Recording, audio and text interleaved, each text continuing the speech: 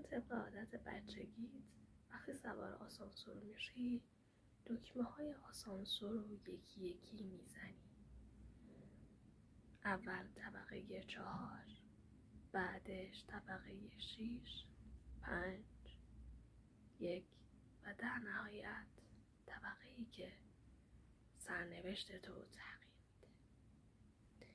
و ناگهان همه جا در تاریکی مطلق فرو میره و وقتی در آسانسور باز میشه تو در دنیایی غیر از دنیای خودت هستی.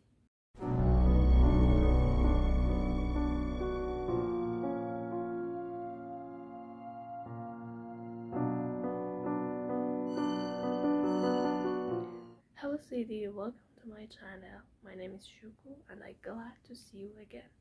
So please let me speak Persian. سلام فندق من، به چنلم خوش اومدی. امیدوارم که حال دلت خوش باشه. قبل از اینکه ویدیو رو شروع کنم دوست داشتم اول بازگشایی مدارس و دانشگاه ها رو بهتون تبریک بگم.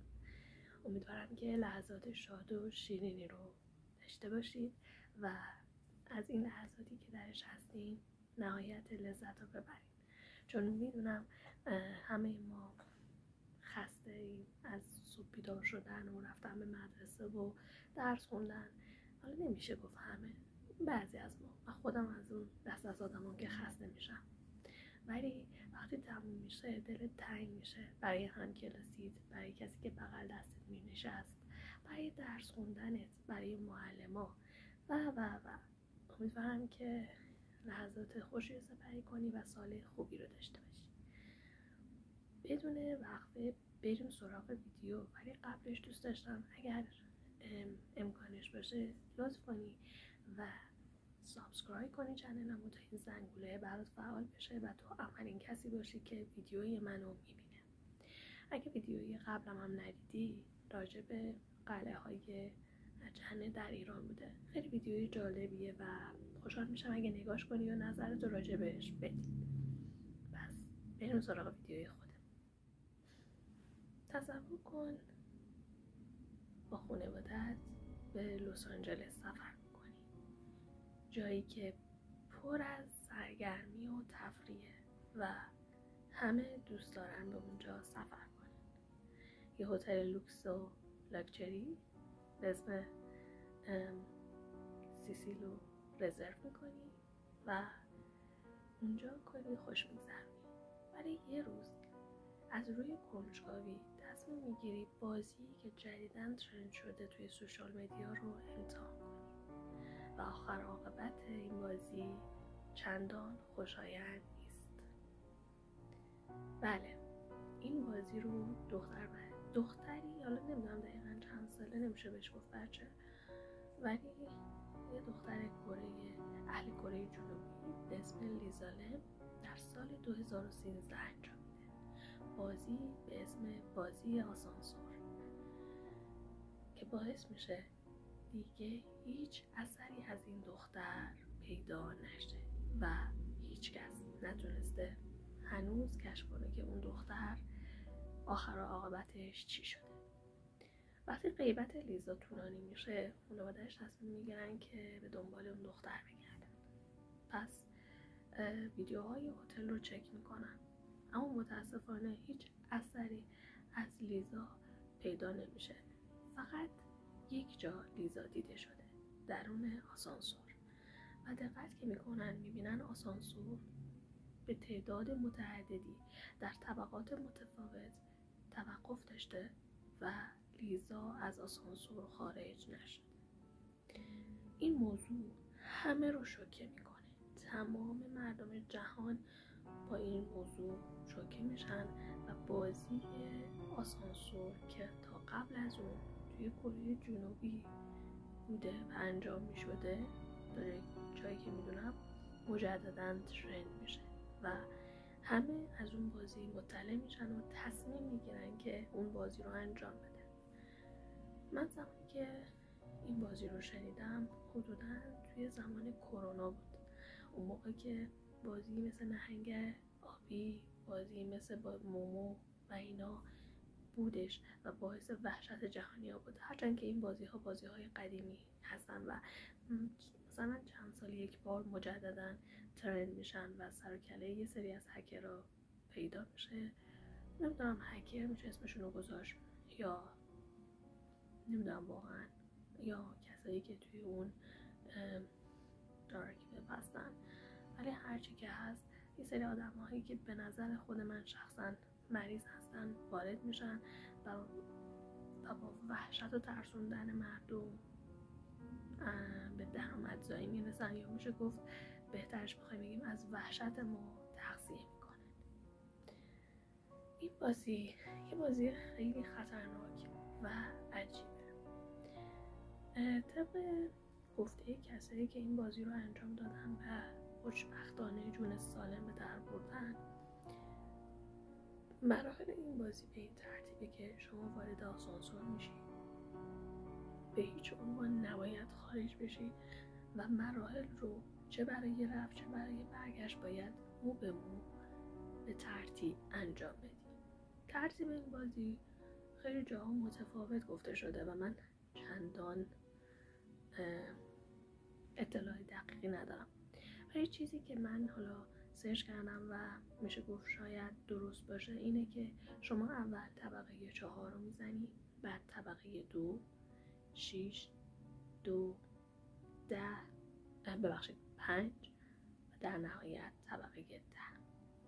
و اونجاست که خیلی ها اظهار میکنن همه جا در تاریکی مطلق فرو میره، هیچ صدایی شنیده نمیشه و وقتی در آسانسور باز میشه شما در یه دنیای متفاوت قرار میگیرید. خیلی ها میگن اونجا دنیای موازیه، یه سری ها میگن دنیای حرفای، چون صداهای ترسناکی ازش شنیده میشه.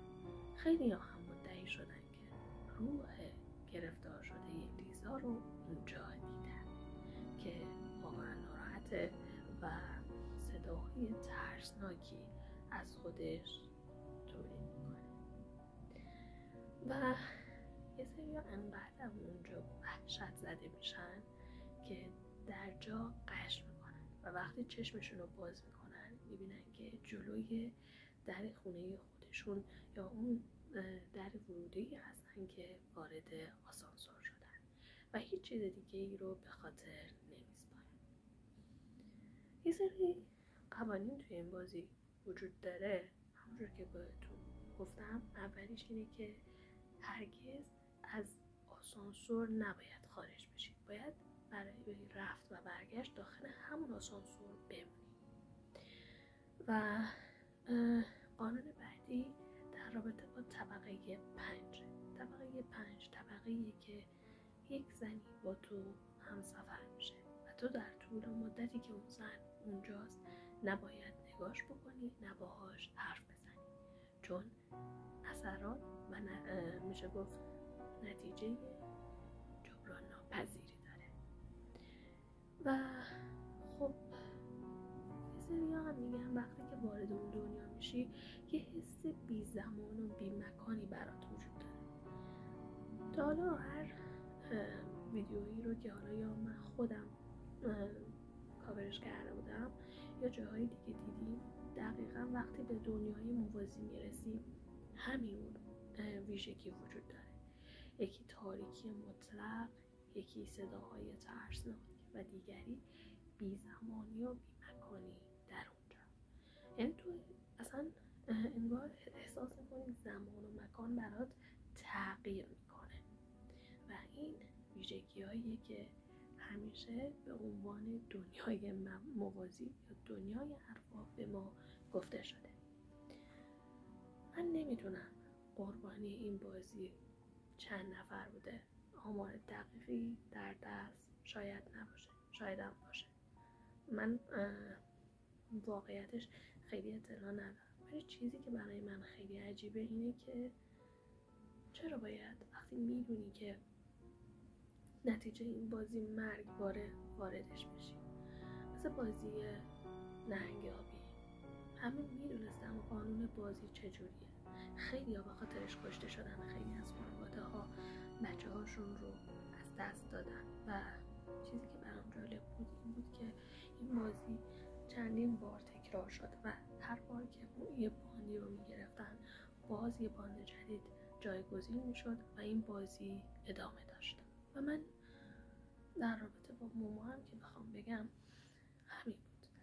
یه سریا از روی حس کنجکاوی وارد یه سری موضوعات میشن که واقعا جالب نیست و به نظر خودم به شخصه بعضی وقتا لازمه که این حس کنجکاویمون رو کم بکنیم یا کلا نادیدش بگیریم چون به نفع خودمونه.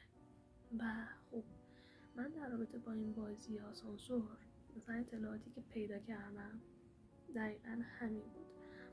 و یه چیز خیلی جالب در موردش که هست میگن که این شهرت جهانیش از همون سال 2013 بوده و این اول یه افسانه‌ای بین خود مردم کره بوده و حتی یه فیلم هم راجبش ساخته شده که من شاید جرأت اگه کنم این فیلم رو ببینم، اگه دیدمش حتما توی یه ویدیو بهش میپردازم. اسمش حالا سعی میکنم بنویسمش براتون، گانجیام یا هانتد آزیلوم اگه اشتباه نکنم هستش، که میگه گروه یوتیوبر میان برای یافتن حقیقت و پرده برداری از این بازی آسانسور به ساختمان متروکه میاد و وارد اون آسانسور میشن، اون بازی رو انجام میدن و با موجودات ماورایی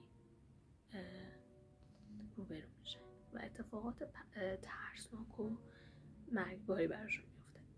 ولی چیزی که ما از حالا کسایی که این بازی رو انجام دادن و ادعا کردن هیچ اتفاقی براشون نیفتاده شنیدیم این بوده که موجود ماورایی اونجا نبوده مگر رو که خب همون رو الیزا بوده. و چیزی که هست من هیچ اطلاعی در مورد اون زنی که طبقه 5 هست ندارم، ولی اینو خیلی وقت پیش شنیده بودم و اصلا در مورد این نبود که شما وارد دنیای موازی میشی. اینو شنیده بودم که یه سری گفتن این بازی رو که انجام بدی یه زنی وارد میشه و اگه تو اون زن رو ببینی کشته میشی. هیچ کس در مورد اینکه طبقه 10 تو وارد یه دنیای دیگه میشی صحبت نکرده بود تا بعد که کم کم این موضوع ترند شد. خلاصه که موضوع امروزمون در مورد این بود. من نمیدونم شما اعتقاد دارین بهش یا نه. من توی این موضوعات مخصوصا موضوعاتی که دیگه سرش به چیزهای ماورایی برمیگرده یه مقدار دو دلم، یعنی شک دارم بهشون و اینکه بقیه حالا این اظهارا رو داشتن و این ادعاها رو کردن نمیشه قضاوت کرد. واقعا قضاوت کردن و نتیجه گیری کلی کار سختیه. برای همین میخوام این بار این موضوع و این نتیجه گیری رو به شما بسپارم. به نظر شما چقدر احتمال داره که این بازی واقعیت داشته باشه و آیا کسایی که ادعا کردن وارد دنیای موازی شدن حرفشون درسته یا نه؟ امیدوارم که ویدیو رو دوست داشته باشید. اگه دوستش داشتین لایک بکنید، کامنت بذارید و چنل رو سابسکرایب کنید. خیلی دوستتون دارم. تا یه ویدیوی دیگه شما رو به خدای بزرگ میسپارم. خدا نگهدار.